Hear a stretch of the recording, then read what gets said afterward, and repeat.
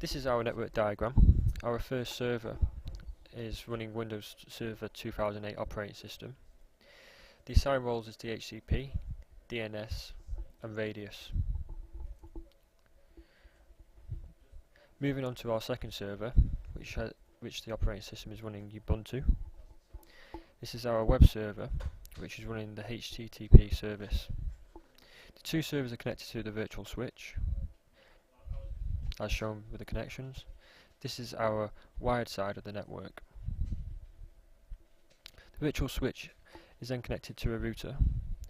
This interface has an IP address shown in the video. The router is running pfSense and it has a firewall and web filtering set up. The second interface is connected for our wireless side for our wireless clients, which connects to an access point.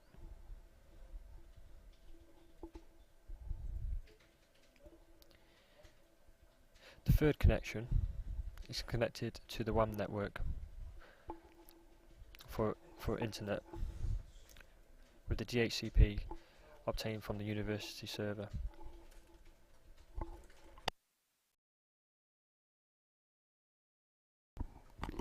This shows the configuration for our Windows Server 2008. The server has a role of DHCP, which is configured to use IPv4. This shows the address pool, showing the range of the IP addresses that can be released. This shows the IP addresses that have been released to the wireless clients who have joined. The server also has the DNS server role running, which has been configured. It also has the Radius clients configured, which has the access point that we're currently using. This shows the IP address of the access point.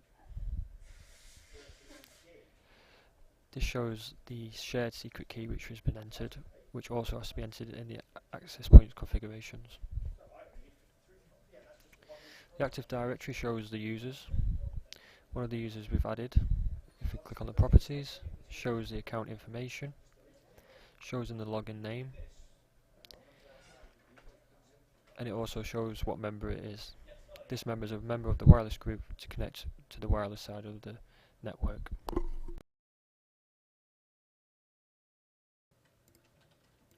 This is the Ubuntu server's GUI.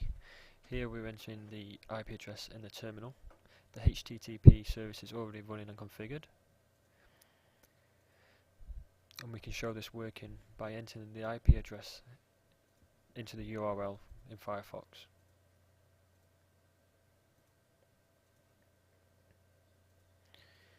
As we can see, it works. If we go over to the Windows server, we can also enter the IP address in, and we can see that it's working too.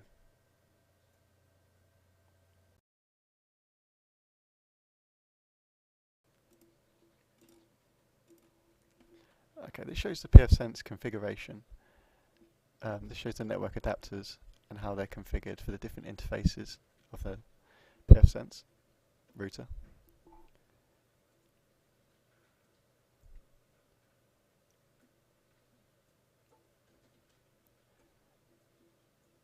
And this is the virtual network editor used to show how they relate to the different network adapters on the computer, how the different VM nets relate.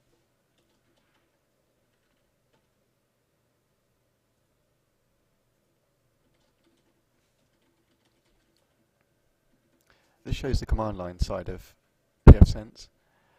We've got three interfaces, the WAN, LAN and Opt1, which is the Wi-Fi. And from here you can set the interface's IP addresses using the second command.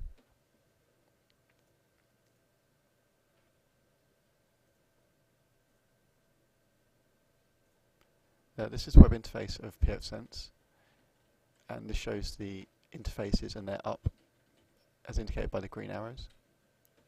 And from here we set up the firewall rules.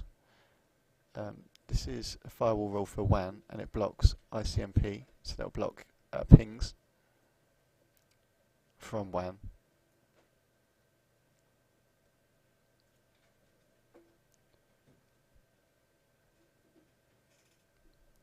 This same rule was set up for the LAN side,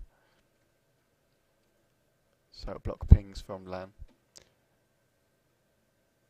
This is the packages that have been installed on pfSense. So you've got Squid and SquidGuard used to proxy web filtering. It shows that the SquidGuard service has started, and this is the group that's set up by default, filtering group with time restrictions. These are the IP addresses that can be blocked by or filtered by the SquidGuard, and it's shown that it's on a time restriction. So if we go to the time restrictions, it shows that for this, its time range is midnight to 23:59, but you could set it up on a different time range, for example, 0800 to 1800. This is a group that we set up blocked websites, and this is blocking www.uclan.ac.uk. There's no redirect on here, but you could set it up, and it also blocks keyword searches such as casino.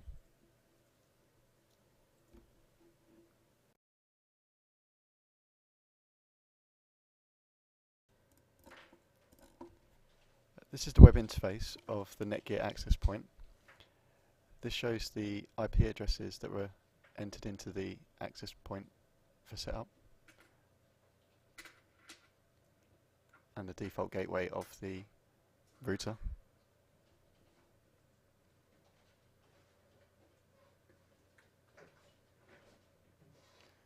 The wireless settings were set as default, so it just used its own channel frequency. And then we configured the security profile settings. So we've set the SSID name as JJ Netgear, which broadcasts, and then it uses WPA2 with Radius network authentication and AES data encryption.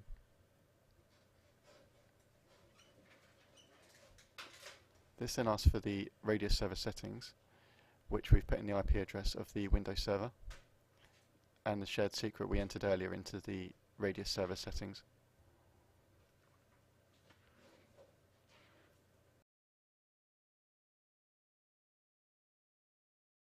This is showing the client device connecting to the wireless network.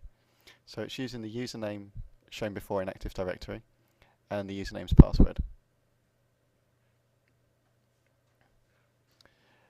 This then shows that it's not a verified certificate and connects to the network. A Google search is then performed to search for uClan, which it allows to do the search, but as it's a restricted web page, when it clicks on the link, it then shows the restricted page, as seen here.